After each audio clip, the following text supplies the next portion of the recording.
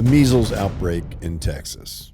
Are susceptible or who aren't immune. So we know if you're in a room with someone with active contagious measles, you have about a 90% chance of contracting that illness if you are not immune.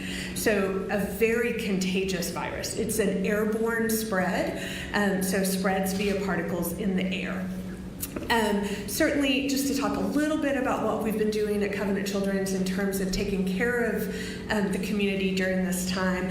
Dr. Thompson alluded to some efforts in our emergency department to make sure that when patients are coming in, we're able to screen and kind of touch base as to whether we're concerned that they might have measles, so that any patient presenting with suspected measles, we can just treat a little bit differently, taking directly back to a room to avoid having them in the waiting room or potentially exposing other patients and families. Certainly there are any number of recommendations in terms of making sure that we're appropriately taking care of patients in the hospital, what we call isolation precautions. We have special negative pressure rooms that these patients are placed in, and then healthcare providers and others taking care of the patients use appropriate PPE or personal protective equipment, including N95 masks and things like this, to reduce the risk of spread of the virus. I think just one other thing that I want to touch base on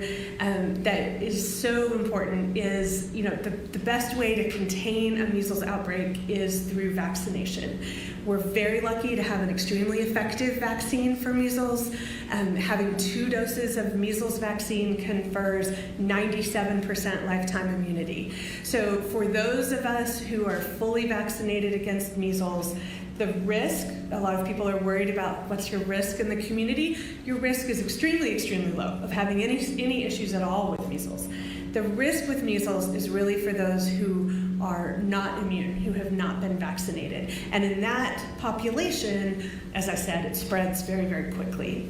What they're dancing around is the fact that these illegal immigrants that are hiding all over the place, I mean, even the Denny's are empty. They're hiding everywhere. They're going to be in fear. They're not going to get the vaccines, which have been around forever, so we don't have that much concern about them. So it's going to spread through the illegal immigrant community like crazy. If your kids aren't vaccinated, you're an American citizen, you better think about that option. They're most likely going to be afraid they're going to get deported when they go to get their measles shots. We'll probably see lots of stuff coming from the States. Even if you're illegal, you can get the shots, but they're not going to trust us. And I don't think they should, because they're going to get out. But